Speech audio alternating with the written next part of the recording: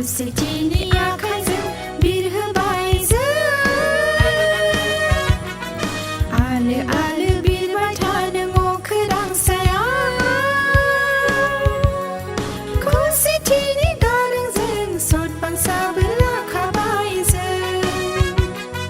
हारि आरो हादोरनि हाबा मावलांगोन जों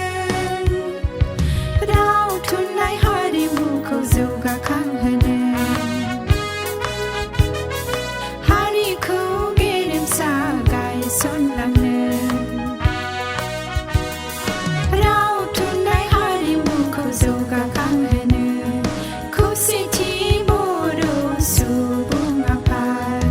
अराय गोजौ मान होगोन जों गोथार जोंनि फिरफिला अराय गोजौ मान होगोन जों गोथार जोंनि फिरफिला